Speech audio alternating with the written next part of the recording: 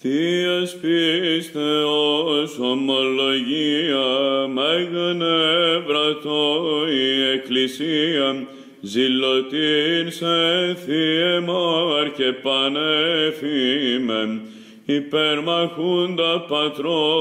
φρονήματος και καθέροντα τους σκότους υψώματα, όθεν αφεσιν Χριστόν τον Θεόν νικέτευε, δωρήσεστε ημίν της εις γερέρουσι.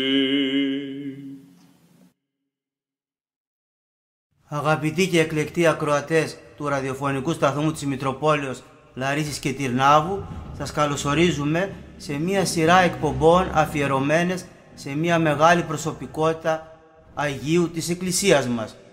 τον Άγιο Μάρκο των Ευγενικών, ο οποίος απεκλήθη και δικαίως στήλος και υπέρμαχος της Ορθοδοξίας. Στη σειρά αυτή των εκπομπών μαζί σας θα είναι παρουσιαστής, ομιλητής και επιμελητής ο Αρχιμανδρίτης πατήρ Κύριλλος Κεφαλόπουλος, εφημέριος του Ιερού Ενοριακού Ναού Αγίου Μάρκου Ευγενικού κάτω Πατησίων Αθηνών της Ιεράς Αρχιεπισκοπής Αθηνών, του μοναδικού ενοριακού ναού αφιερωμένου στον Άγιο Μάρκο σε όλη την Ελλαδική επικράτεια. Ευχαριστίες πολλές οφείλουμε και στο σεβασμένο τον Μητροπολίτη κύριο Ιερώνυμον, ο οποίος επευλόγησε τη σειρά αυτή των εκπομπών.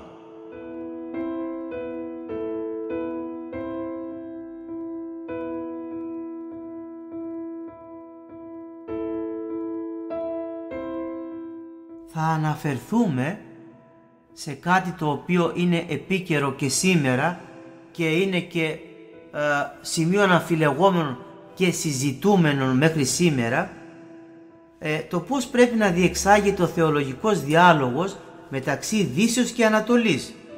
καθότι στον 20ο αιώνα έγιναν σημαντικές προσπάθειες, αν και όχι θα λέγαμε με θετικό αποτέλεσμα,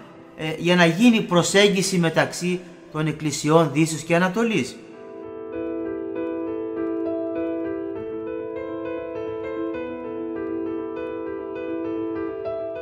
Θα δούμε λοιπόν τη στάση που εκράτησε ο Άγιος Μάρκος ο Ευγενικός κατά τη Φεράρα Φλωρεντία και κατά πόσον αυτή η στάση μπορεί να αποτελέσει και σήμερα έναν οδηγό, ένα πρότυπο στους σήμερον επιχειρουμένους θεολογικούς διαλόγους και συζητήσεις.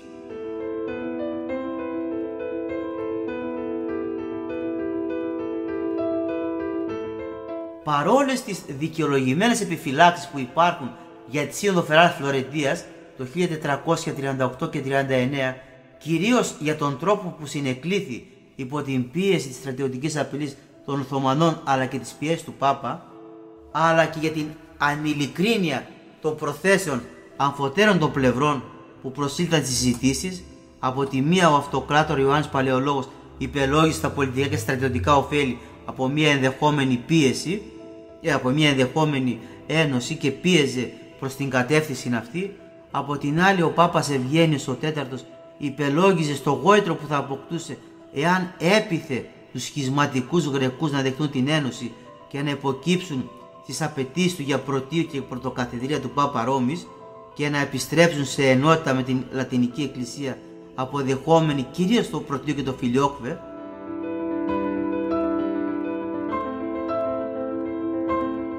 Οφείλουμε με πάσα εντιμότητα να αναγνωρίσουμε πως στη Φεράρα Φλωρεντία έγινε για πρώτη φορά μετά το σχίσμα του 1054 μια σοβαρή προσπάθεια, παρόλες τις ελλείψεις και τις δυσχέρειες στο διάλογο, να συζητηθούν εις βάθος οι θεολογικές διαφορές μεταξύ Ανατολής και Δύσεως, να υπάρξει μια αμοιβαία γνωριμία, προσέγγιση, κατανόηση, να ξεπεραστούν προκαταλήξεις και έχθρες του παρελθόντος και να προχωρήσει η ένωση των εκκλησιών. Βεβαίως, ο διάλογος δεν προχώρησε όπως είπαμε, διότι και οι δύο πλευρές, και ο αυτοκράτορ και ο Πάπας, επίγοντο βιάζονταν να υπογραφεί η ένωση κάτω από πολιτικές πιέσεις και εκβιαστικά διλήμματα, αφήνοντας κατά μέρος τα θεολογικά ζητήματα. Αυτός υπήρξε ο κυριότερος λόγος, μαζί με την ανηλικρίνεια και αδιαλαξία των Λατίνων, που η τελικώς υπογραφή σαν ένωση δεν έγινε ουδέποτε αποδεκτή στην Ανατολή. και η Σύνοδος Φεράρ Φλωρεντία χαρακτηρίστηκε ως ληστρική και ψευδοένωση και τα Ορθόδοξα Πατριαρχία της Ανατολής την απέρριψαν. Σύνοδος Ιεροσολύμου το 1443 και Σύνοδος Κωνσταντινούπολης το 1482. Αλλά και ο πιστός λαός κατηγόρησε τους φιλενωτικούς για προδοσία της πίστεως. Θα έπρεπε να περάσουν σχεδόν 550 χρόνια για να επιχειρηθεί ένας εκ νέου σοβαρός θεολογικός διάλογος μεταξύ Ορθοδόξων και Ρωμαιοκαθολικών. Επειδή λοιπόν το αίτημα ενός οικουμενικού διαλόγου υπήρχε έντονο κατά τον 20ο αιώνα, πολλά θα μπορούσαμε να διδαχτούμε από την εμπειρία του παρελθόντος και να ωφεληθούμε, ώστε να αποφύγουμε λάθη και σφάλματα του παρελθόντος. Η αποκατάσταση της χριστιανικής ενότητας επί τη βάση της αληθούς πίστεως, αυτή της αποστολικής και αγιοπατερικής της πρώτης χιλιετίας, αποτελεί και σήμερα ζητούμενο, για το οποίο εμείς οι Ορθόδοξοι πιστοί σε κάθε Θεία Λατρεία, σε κάθε Θεία Λειτουργία προσευχόμεθα υπέρ της των πάντων ενώσεως και της επιστροφής των πεπλανημένων.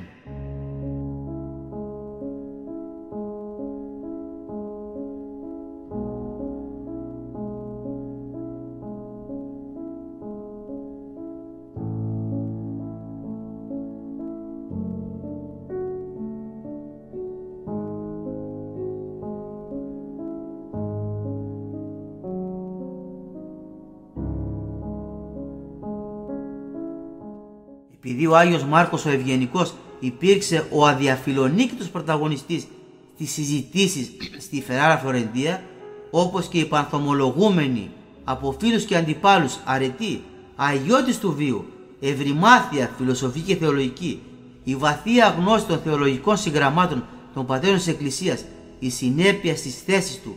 και η σταθερότητα στην Ορθόδοξο πίστη, εκ τούτου οι τοποθετήσεις του κατά τη διάρκεια των συνεδριών της Συνόδου εκείνης υπήρξαν καθοριστικές και κέρυες, και όλα αυτά αναδεικνύουν τον Άγιο Μάρκο σε κορυφαία μορφή στο ζήτημα των θεολογικών διαλόγων. Στο σημείο τούτο δεν θα επιμείνουμε τόσο στις θεολογικές τοποθετήσεις του Αγίου Μάρκου στη Φεράρα Φλωρεντία, οι οποίες αποτελούν αδιαμφισβήτητη και σταθερά ομολογία Ορθοδοξίας, αλλά περισσότερο, και τούτο θα λέγαμε ότι έχει ενδιαφέρον για το σήμερα, θα επικεντρωθούμε στον τρόπο και την όλη συμπεριφορά και στάση του έναντι του διαλόγου εν σχέση με τους δυτικούς.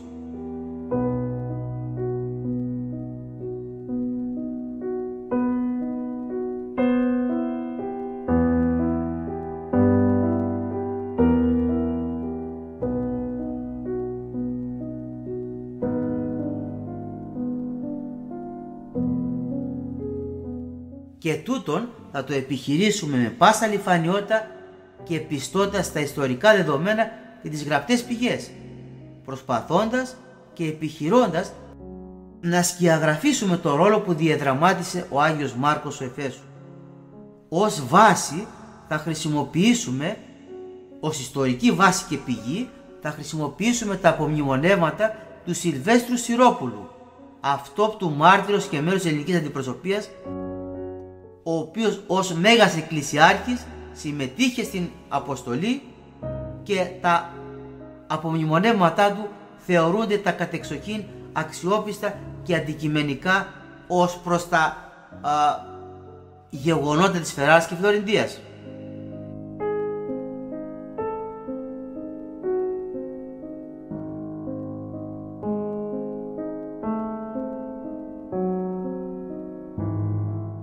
Επίσης, σημαντικός βοηθός επισημάνσης που θα κάνουμε είναι και αποτελεί και η μελέτη του κυρίου Γρηγορίου Λαρεντζάκη, καθηγητού Πανεπιστημίου Γκράτς της Αυστρίας, ο οποίος εξέδωσε βιβλίο με τίτλον «Ο Άγιος Μάρκος ο Ευγενικός και η ενότητα των Εκκλησιών Ανατολής και Δύσεως», των εκδόσεων επέκταση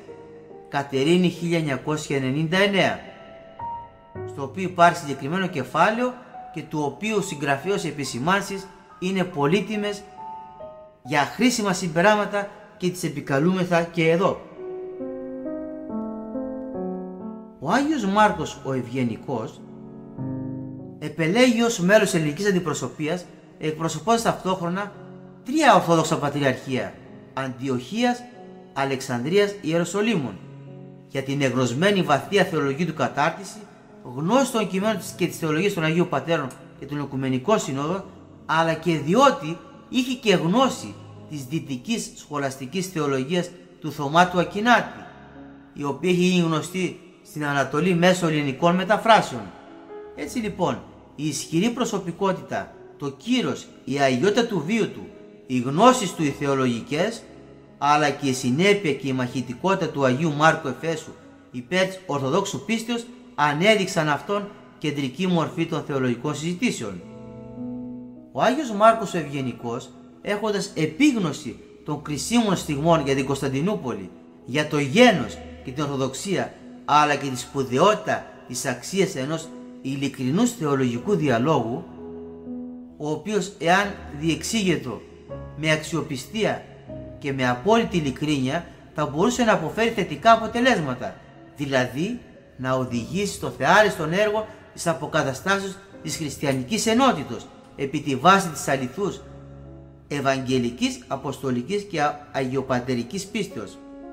Αυτό λοιπόν το αίσθημα ευθύνης, ο Άγιος Μάρκος Εφέσος Ευγενικός δεν απέφυγε να λάβει μέρος στη Σύνοδο,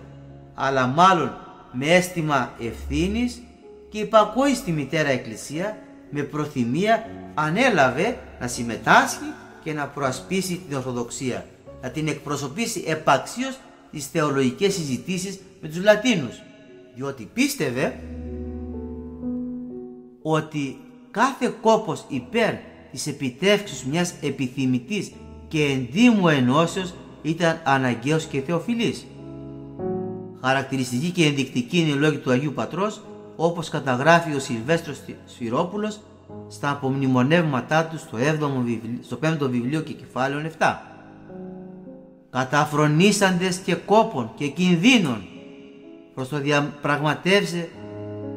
το θείον έργον της ενώσεως, εάν ο Θεός ευδοκίσει, πρόδειλον έστι και πρόθυμοι εσμέν και εμείς τη δυνατήν επιμέλεια και σπουδήν Θεού χάριτη προς τούτον συνενεγγύν, επί και τούτου χάρη να φύγμεθα. Δηλαδή, να καταφρονήσουμε και κόπους και κινδύνους προκειμένου να διαπραγματευτούμε το θείον έργο της ενώσεως, εάν ο Θεός το ευλογήσει, και είναι φανερό ότι είμαστε πρόθυμοι και με τη χάρη του Θεού να συνεισφέρουμε ό,τι μπορούμε, και γι' αυτό ακριβώς τον λόγο έχουμε έρθει εδώ. Έχουμε προσέλθει στη Φράρα Φλωρεντία. Ο Άγιος Μάρκος Εφέσος Ευγενικός δεν απέφυγε τον διάλογο. Επέμενε και ορθώς επέμενε ότι η απαραίτητη προϋπόθεση για την ένωση αποτελούσε η σαφής συζήτηση και όχι η απεραντολογία ή η αγαπολογία. Επέμενε λοιπόν ότι να οριοθετηθούν με σαφήνεια τα ζητήματα τα συγκεκριμένα που έπρεπε να συζητηθούν, όπως το φιλιόκβε, το παπικό πρωτείο, θέματα που χώριζαν τις δύο εκκλησίες, είχαν προκαλέσει έντονες τριβές και καχυποψίες και μέχρι σήμερα εξακολουθούν, διότι θεωρούσε ο Εφέσος ο Ευγενικός ότι μέσω μία ανοιχτής και ειλικρινούς θεολογικής συζητήσεως θα μπορούσαν να απομακρυνθούν καχυποψίες και αμοιβές παρεξηγήσεις,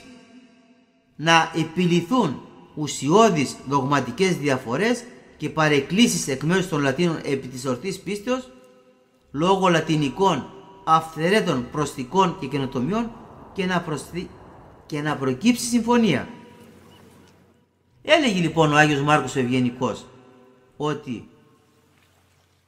όταν κάποιοι βρίσκονται σε διάσταση από άλλους και δεν προχωρούν σε διάλογο, τότε φαίνεται ότι είναι μεγαλύτερη μεταξύ τους διαφορά. Όταν όμως προσέλθουν σε κοινό διάλογο και η κάθε πλευρά ακούσει με προσοχή και σύνεση τα λεγόμενα της άλλης πλευράς, πολλές φορές βρίσκεται ότι είναι λίγη η διαφορά τους. Το καταγράφει ο Συρόπουλος στα απομνημονεύματά του. Θείας πίστεως ομολογία, μεγνεύρατο η Εκκλησία, ζηλωτήν σε θύεμαρ και πανέφημεν, υπερμαχούντα πατρό φρονήματος και καθερούντα τους σκότους υψώματα, όθεν αφεσιν Χριστόν τον Θεόν νικέτευε, δωρήσεστε ημίν της εις γερερούσι.